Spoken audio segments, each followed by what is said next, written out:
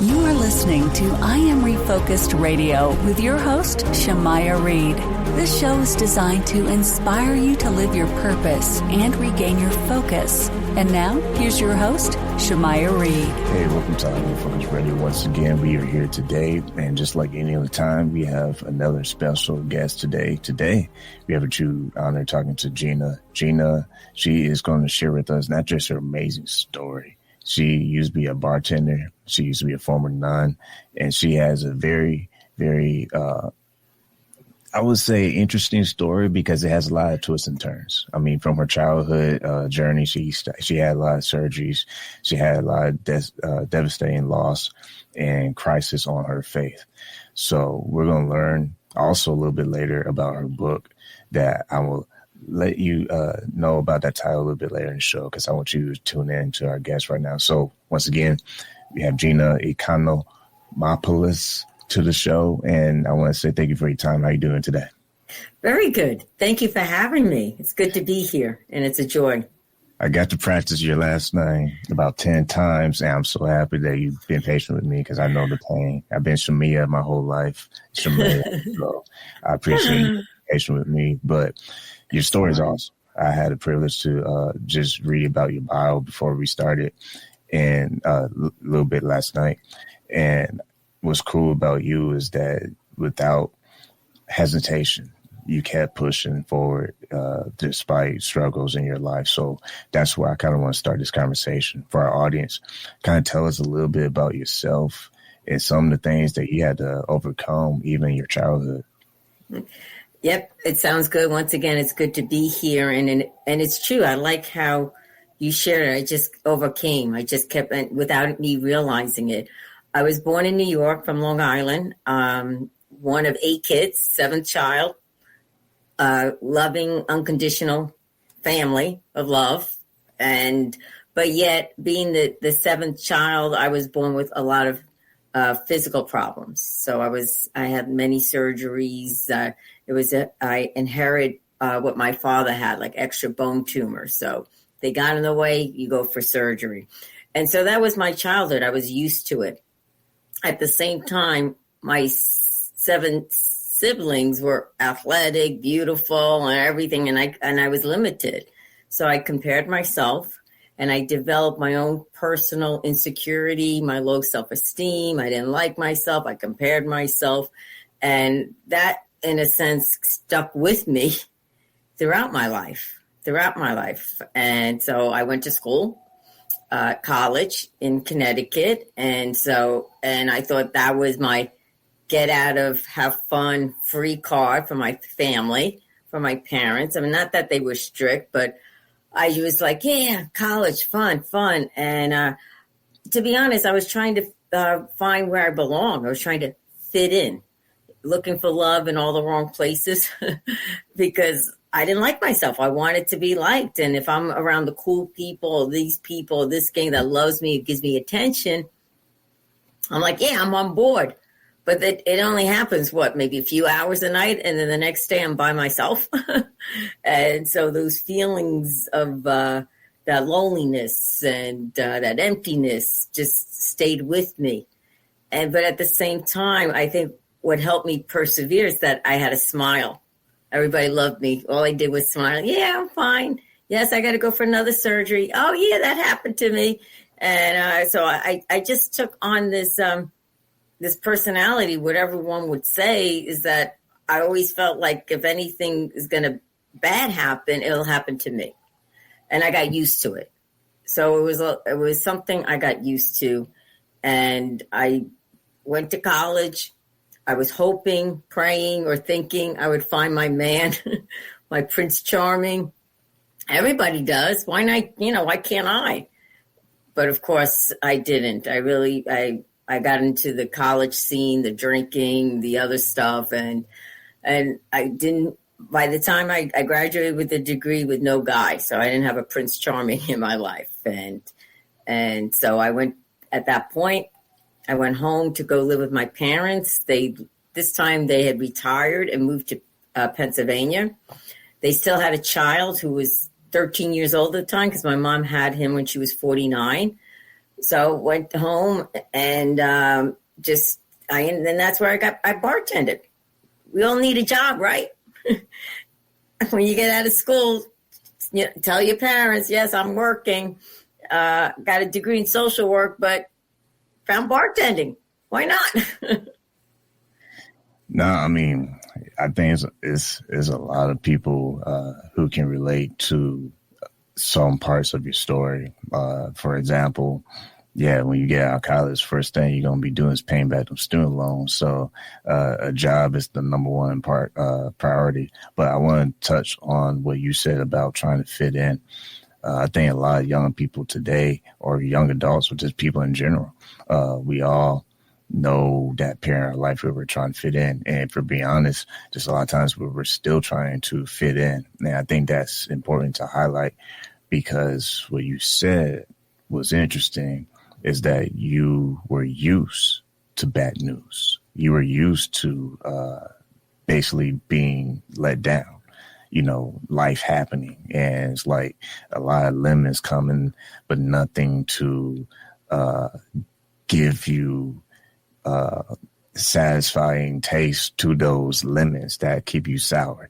And I want to talk about that because your book, I said I was going to tease, the book title of your that you authored, the title of the book is Shake the Dust Off Your Feet and Walk. And I think that's a great title to explore even further in the conversation, because a lot of times when we are feeling sour, or we just feel like life just keeps pouring rain on what we're trying to accomplish, or what our goals and our dreams, like you say, you wanted to have your Prince Charming, but you had to get a job, after college, after school. And what I think is a lot of times things shift in our lives beyond our control. And when we realize that there's a bigger picture, then now we can shift with life versus life just passing us by and we don't go anywhere. So from that, I want to let you chime in about your book, because I think the title, it speaks for us. It does. I didn't, as you know, when you're in the midst of it, you don't realize it as time goes on. Like in the midst of it, yes, it was pouring rain. And yes, I did shake the dust off my feet, and walked. I did. I just kept moving forward because I endured a lot of pain and suffering in my life. There was a lot of chapters in my life. There was like a new chapter. And when it came to the darkness and to the pain, whether it was a physical pain, emotional pain, spiritual pain, it's like, oh, this is added to my book. This could be good. This is good. This is, it's not good, but yet I just felt like, bring it on. I mean, I grew up like in the 80s, and there was a commercial says, life cereal, give it to Mikey, he'll eat it. I felt like, give the suffering and the pain to Gina, she'll endure it. That was my motto. That's how I thought. And that stuck with me. Even in my adulthood, I really never grew up out of that, because I was still so broken on the inside.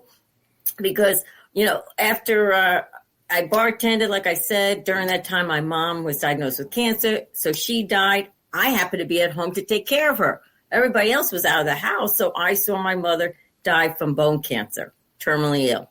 Death. Oh my God, what is death? I'm 23 years old, nothing. So, okay, I come back to my Catholic roots. I was raised Catholic, didn't need God, didn't need the church. Come back. And then here I received what one would say a conversion, coming back to Christ, coming back to Jesus, a Jesus lover or like that. And that's when I decided to join the convent. And this is all part of my story. This is all part of my book, in a sense. It's going through my life, going through all the pains, the suffering, the turmoil, the rejections, because even as a nun, once again, this is my life. I thought this is it. Okay, it's not my Prince Charming, but hey, I'm marrying God. And I married God. I was a nun for 12 years. I gave my life, blood, sweat, and tears. I laid down my life. And we lived in the South Bronx, so I worked with everyone, the poor, the homeless, anyone. And that is my heart, because by nature, I'm a compassionate person. And I had a smile. But once again, I was broken on the inside. And living in the community of sisters in the convent, I thought that was my life. But yet, after 12 years, they kicked me out.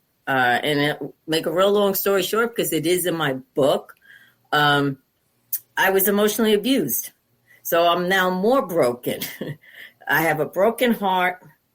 I leave the convent at the age of 42. By now, I should love myself, right? At the age of 42, or by now, one would think, okay, granted, I didn't get married or have kids because I joined the sisterhood. I gave up that, being a mother and everything like that. I gave up my whole life. But here, I'm back in the world and I lived a very austere life. I was lost. I was broken, couldn't understand what was happening to me in one sense. I was full of fear, full of anger, and I'm like, God, how could you do this to me? You married me and now you're rejecting me? So these are all these feelings that it's all in my book. It's all part of it. And I didn't realize it. I was shaking the dust off my feet and I kept walking without even me realizing it. Now, when I left the convent, I would share stories about what happened, and they would say, oh, you should write a book. I said, I was full of anger, full of resentment. I said, I can't write a story now. It's going to come out of anger and resentment. So I put that aside. And then I continue my journey. And then I finally come to the Jersey Shore. And, I should say after the convent, I went to live with men and women with disabilities because I didn't know how to live. I didn't know how to participate in the life, in the world. I didn't know how to get a cell phone. I didn't know how to do a computer, turn on the TV, any of that.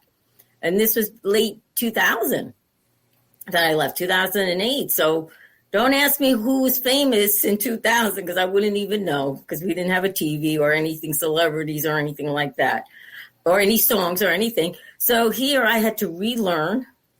So I'm living with these men with disabilities, unconditional love. I come to realize that, I'm tired of service. I said, I want to do what Gina wants to do. And what is Gina? Gina loves the beach. And that's where I ended up here on the Jersey Shore. First time rented an apartment. Now I'm maybe 43, I guess. I don't know. Didn't know. But it had furniture. How grateful I was because I wouldn't even know how to get furniture. And and then I went back to bartending. So bartending nun and bartending. Still searching for the life or meaning of life. Because now, I don't have a white house or a white picket fence. I don't have, anything like this. And that's something, I had a soul sickness. There was something still empty within me. And at that point, it was, a lot of fear, worries, concerns, still anger. It took many years of healing. But that was part of my journey of my book of shaking the dust off my feet and walking. And so, And then I bartended. Okay, I'm going to find it, right? This is it. I'm going to find my guy or whatever. I still don't know what I'm going to do. And then I met Danny. I did. I met a guy. Oh, thank God. There's the somebody audience now is cheering right now. Yeah, exactly. I'm like, this is it. I found a guy who loves me for me, where I experienced the love from the sisters the way they would love pizza. You know what I mean? That wasn't for me. I compared all that. And so anyhow, Danny comes into the bar. We hit it off, talk. Didn't know how to relate to guys, so I'm learning. I didn't tell him I was a former nun at one time. Because I used to tell the guy, like if I had met guys prior to that, I was like, oh yeah, I was a former nun, never hear from them, scare them away. So with Danny, I was like, okay, breathe. And finally I told him I was a former nun, didn't scare him. Come to find out he was an alcoholic, drinking. Didn't really know what an alcoholic was. So, but God, you're going to stop him. I was a nun. You're going to answer my prayers like this and that. And but it didn't scare me. So because when he was trying to stop, and when he did stop drinking, he was a great man. He was a great man, simply sick. Did not know much about alcoholism. I went to Al-Anon, which is a 12-step program, learned. I said, okay, now, Danny, you stop. I didn't, I'm trying to control him, all those isms, one would say. And he did, fighting his own demons. And then, and guess what? God answered my prayers because he found sobriety. And it was like, yeah, we got it. We got it. We live in Timbuktu, wherever supports your sobriety, because he found it out west. So he comes back. Another goal, plans of my life. And he drove cross country with mom in the car with his mother, and I wasn't in the car. I couldn't go, but yet they drove, and I get that dreaded phone call. Even though I prayed, put the rosary in the car, the holy water. Yeah, God, this is it, because he's sober. I get that dreaded phone call that they got into a tragic car accident in Indiana. The mom died, burned up, and Danny burned up. Once again, why? Why me, God? At this point, why? Like, here I am. I'm like, I take a deep breath. I go out there, of course, to be with him, to support him, because he did survive.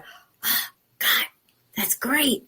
Danny, God saved you from this fire for us. For you to stay sober, to be sober, to live a life. We got involved with the rooms of AA at there, as well as Al-Anon. But yet, I still don't know much about alcoholism, don't know much about alcoholics or addicts. What do they do when they're in pain? They drink. They can't help. That's what one of the symptom is, picking up, because they were in such pain. He saw his mom burned up, so he picked up. He relapsed. I'm like, oh, my God, again. And so here I was just praying, I'm like, okay, and I kind of flipped out, because how could you do this, God? How could this? How could you, like this? And this was about 12 years ago now, because March 20th, coming up, 2025, I found him dead from this disease of alcoholism. So that was it. That was it. My life I was done. I like you, I kept pushing forward. I didn't want to push anymore. I was done.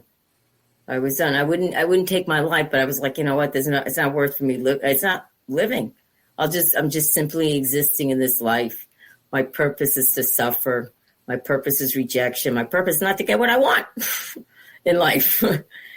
Let everyone else have that peace and serenity, not Gina.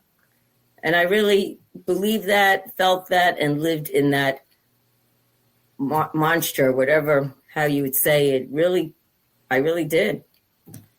Never smiled for a while. And so what did I do? I did come back to the Jersey Shore. I thought maybe Danny was alive. I mean, that's how my mind was crazed. That mom was alive. Yeah, that was like my wishful thinking, like this was a whole nightmare. And, but yet, it took me a while to realize he's not walking through that door again. And so then I continued my journey, and God brought me I went into the rooms of AA just to hear why people get sober, and Danny didn't. That was sort of like my anger. That was sort of like, maybe that was my pushing forward without me realizing it.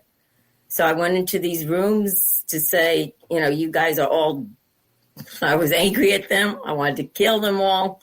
And as I did not identify myself as an alcoholic, because I'm not an alcoholic.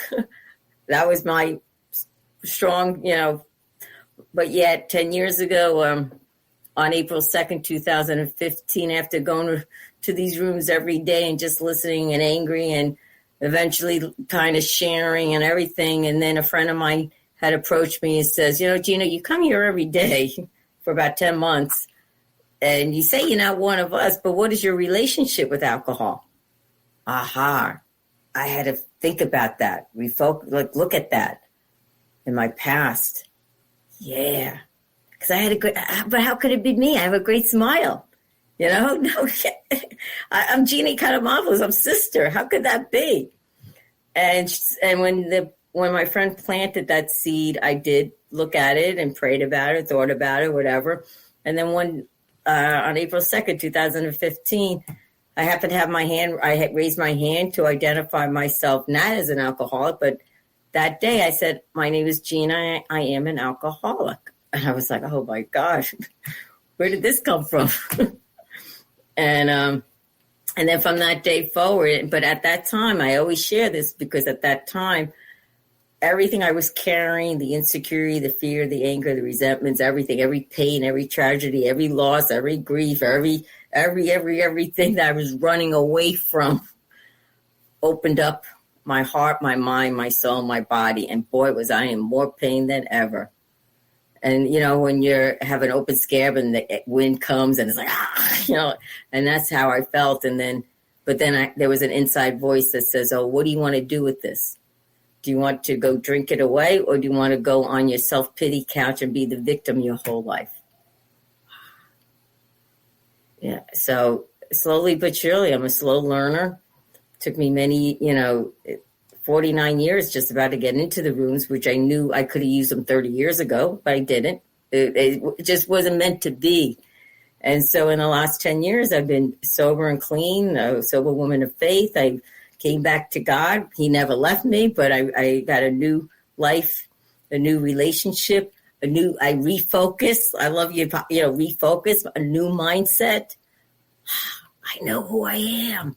Granted, I'm an alcoholic, but I'm one in recovery and in sobriety, that I work a 12-step program. And plus, I have other resources that helps me to grow, to live this life in a healthy solution, to live this life to live life on life's terms, whatever God gives me, instead of going, oh, look at me, poor me, like this. Oh, okay, what can I do with this? Yeah, it's painful. I'm angry, but I'm afraid. But it doesn't have control over me anymore. And that's the freedom I experience today. And I continue as I stay sober one day at a time and live my life to my best ability. So, once again, listen on Refocus Radio and watching us online, talking to our guest today, Gina. Go to her website. You can see it scrolling down there. But for those who are listening to audio, is GinaEcon.com. Talking about her book, Shake the Dust Off Your Feet and Walk, and also talking about her life. Stories like a movie. I would say it's a miracle in so many ways. For you being your right mind is a miracle and powerful, because there's a lot of reasons for you to be bitter, to say, wipe your hands and say the heck with everything. Because, the story with the car accident, if you were reading a book or if you was in the middle of watching a movie, that scene alone would have you question what's next. Because a lot of times when we are going through something horrific, we only have two choices.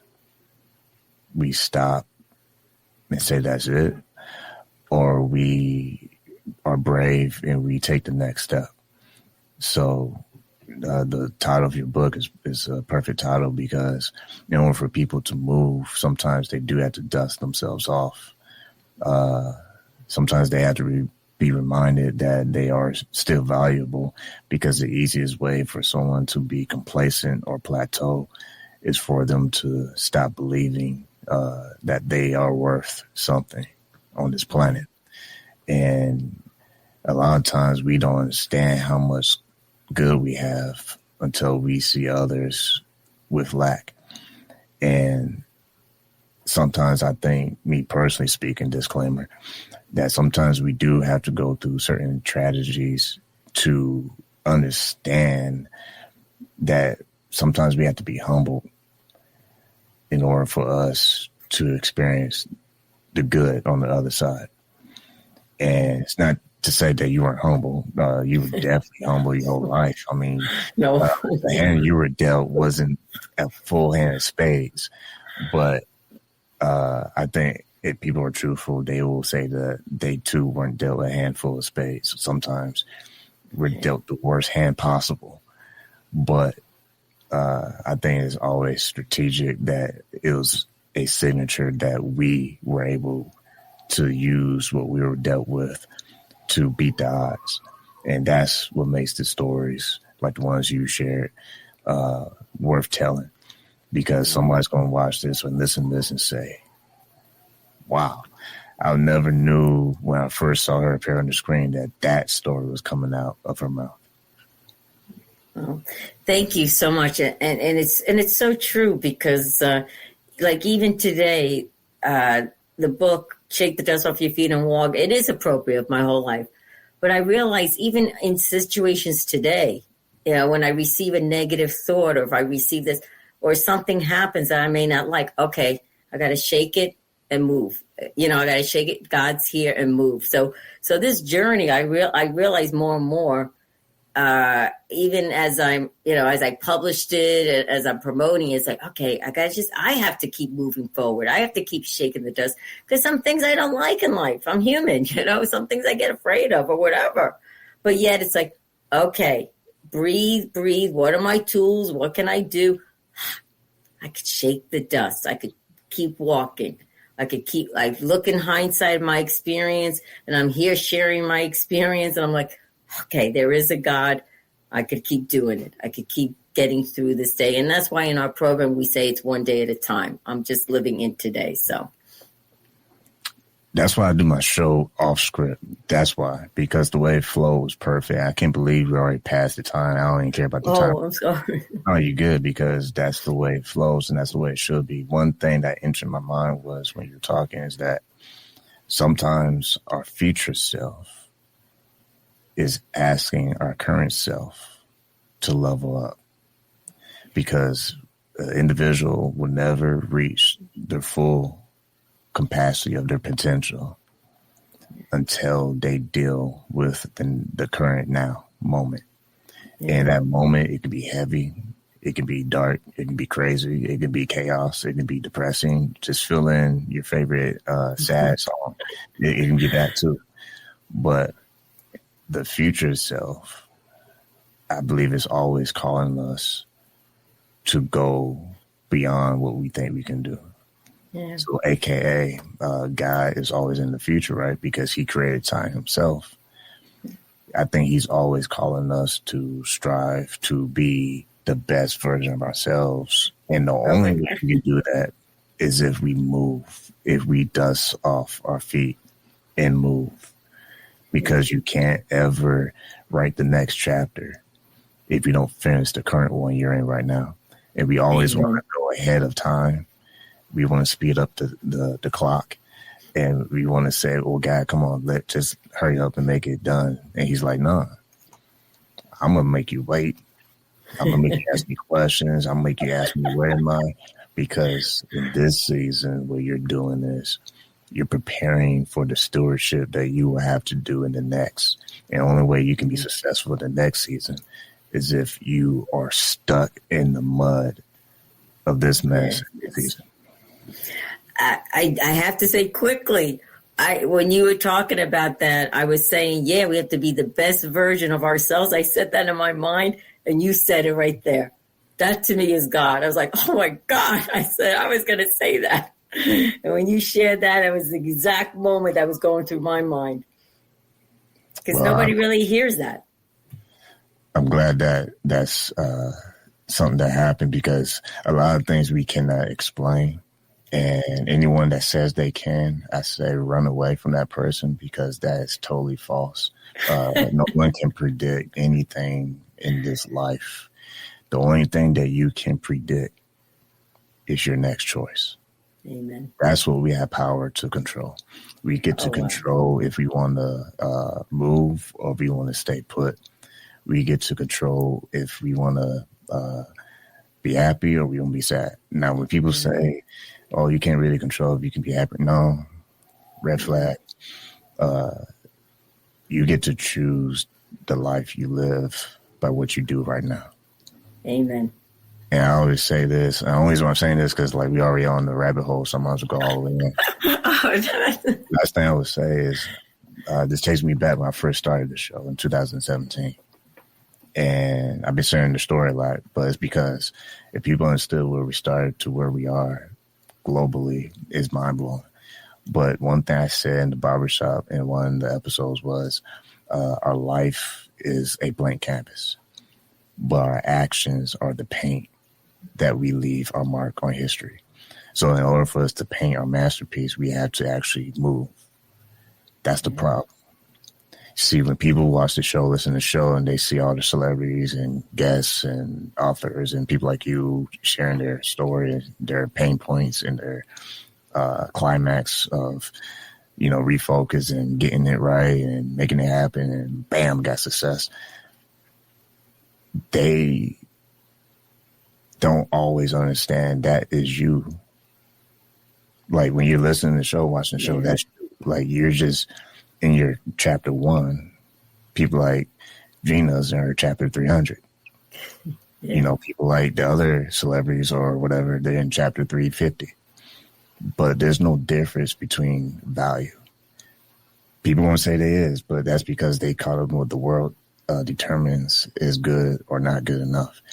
But when you take away what the world says and you pay attention to what God is actually telling who you are, then now your value system is measured by what he says, not what others believe. Yeah. Totally. I could go on and on, but that is so true. Yes, it takes a journey to get to that point. And when you think you're at that point, there's a lot more. The door keeps opening more and more to say, I got to explore this part and embrace this part within me. It's an adventure, but it's a happy adventure and sad at times. But yes, you're right. We choose, and it's all about acceptance. That's where we are today. That's where I am. Well, we could probably have this conversation for the next 40 hours, but we got to pay the bills and let people know that you can go to Gina's website is ginaecon.com. Make sure you get a copy of her book. I'm sure it's available anywhere you buy a book online, but title is Shake the Dust Off Your Feet and Walk. This was a great story. I hope people really understand what's powerful about what you went through. Yeah. Is that you're still here today to help somebody else get through. Amen. And I said this also in the barbershop. I promise I'm going to shut up in the show. I said in the barbershop also, too, is that sometimes our pain, when we are able to survive that horrific pain, it's that very pain that becomes medicine. Yeah. Because now we get to tell people, not only did I survive this, but now I can tell the story. Yeah. I can tell you that whatever you're going through, if you don't quit, we're going to see you on the podcast or see you writing your books or see you. See, that's we get from point A and we worry about A, B, C, and D, and we try to strategize and have every point that we want in life to work. Like you said it in the show, you missed so many goals that is not funny. Like it's sad, but you still smile because you get to tell people that I may had not got what I wanted, but I got what I was supposed to have. Yeah. And last thing I'll say is that everything that I went through and everything I share plus more, because I kind of went on the top, is who I am today. It became the person I am today. And I wouldn't change it a bit. Any of my experience, even though I wouldn't change it a bit, and I wouldn't give it to my worst enemy. Yeah. I mean, that's the definition of greatness, is that everything that has value has a sacrifice. And if it has no value, that means there was no sacrifice. Yeah. So I'll leave it at that. You've been listening to Unbreakable Radio and watching this online, talking to our guest, Gina. Go to her website, GinaEcon.com, and get her book, support what she does. And like always, Gina, I want to say for you, thank you for your time. Thank you. Thank you so much for your service.